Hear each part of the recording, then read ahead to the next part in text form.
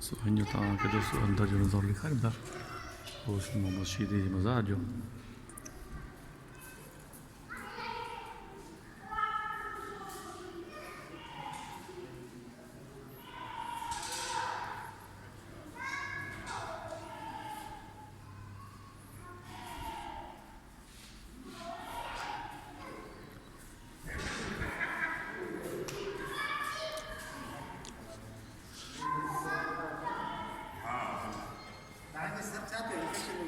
मूंखे इहो थियल आहे एक्सीडेंट थियल आहे फ्रैक्चर आहे। अच्छा माना हिकिड़ी साइड खां ईअं न? हा बिल्कुलु सही सही। तव्हां पंहिंजो नालो वरी ॿुधाइजो। सर मुंहिंजो नालो मोहम्मद सलीम आहे। ऐं छा कंदा आहियो? ज़ाती सियाल पीएस प्राइमरी टीचर आहियां। जी जी। घणे साल हुआ? जी घणे साल हुआ? मूंखे तक़रीबन 28 साल थी विया आहिनि। सही। पोइ हिते अपॉइंटमेंट थिए? हा साम्हूं आहे नारजाणी हिन में अपॉइंटमेंट आहे। हिन में मुंहिंजी घरवारी आहे साम्हूं। कंहिंमें? हीउ जेको साम्हूं पासे खां स्कूल आहे। माशाल्लाह डेवरी माना हाणे डेवरी मूंखे सिंधी जेतिरी नॉलेज कान्हे जेको माण्हू। अच्छा हा पीएचडी आयो न? जी जी हाँ? नॉलेज आहे मक़सदु न पीएचडी या पीएचडी पीएचडी पीएचडी जी जी। पीएचडी त साईं जे मूंखे सिंधी जेतिरी नॉलेज आहे मुंहिंजो अदब में माना इहे जेके न इहे अदब ई अच्छा हाणे इन में मुंहिंजी नॉलेज कान्हे। हाणे बसि जी डेवरी लफ़्ज़ आहे जेके वधीक उन जी कुझु वारी साईं जोया साहब या इहे जेके साईं इहे करे साईं सिकंदर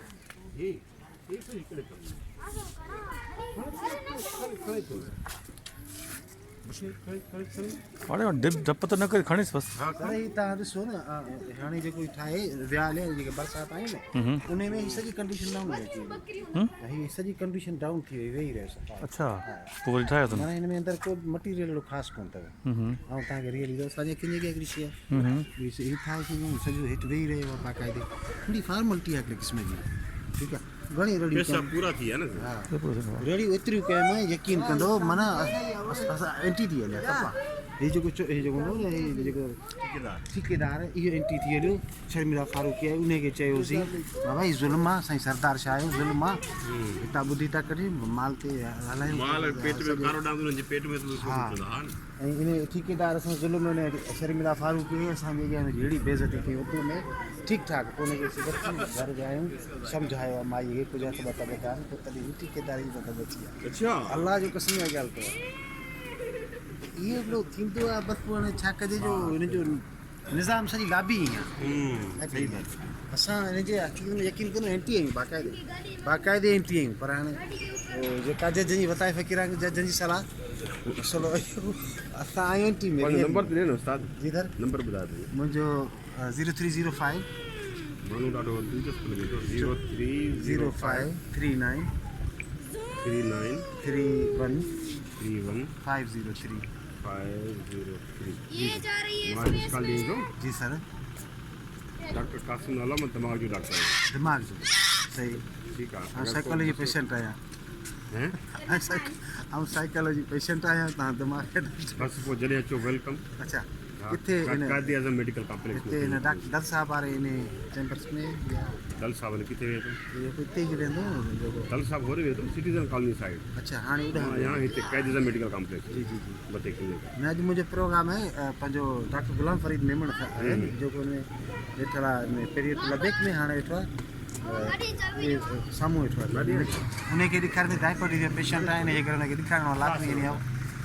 सो उनजे करे इनशा ताला मुलाक़ात ख़िदमत जो मौक़ो ॾियो त बहितर आहे। बस हाणे संगत खाना ॿ कप चांहि जा थी वेंदा। संगत खाना वञी सब दोस्त सां गॾु जी जी गाड़ी में। जी जी ठीकु आहे वेंदासीं न।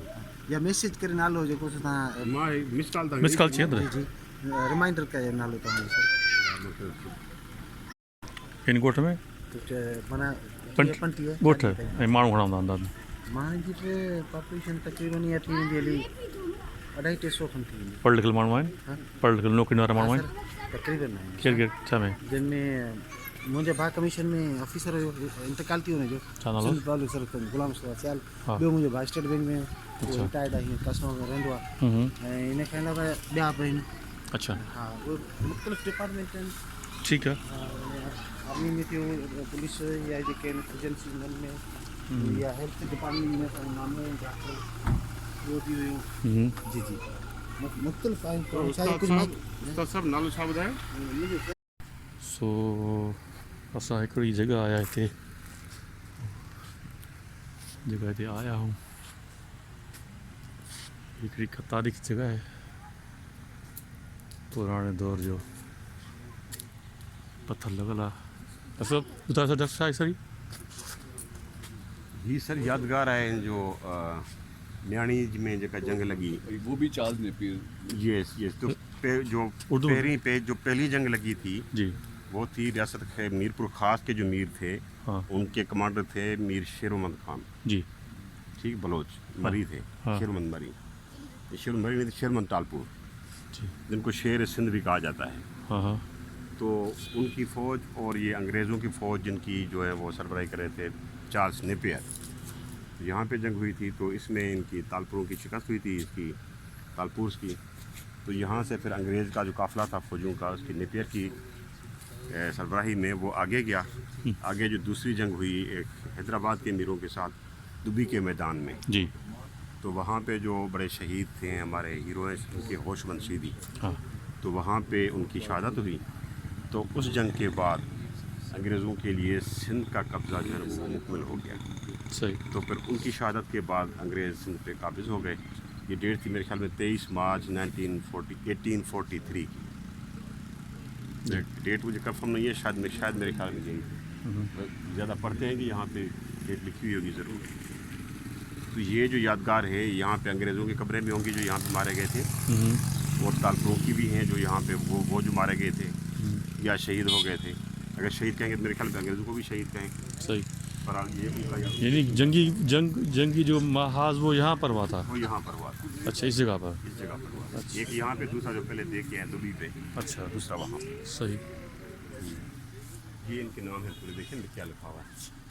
Major general sir John Napier OGC। GCP। हाँ ये उनकी यादाश्त में जो है ये किया गया है, ये ठीक। उनकी पता होगी।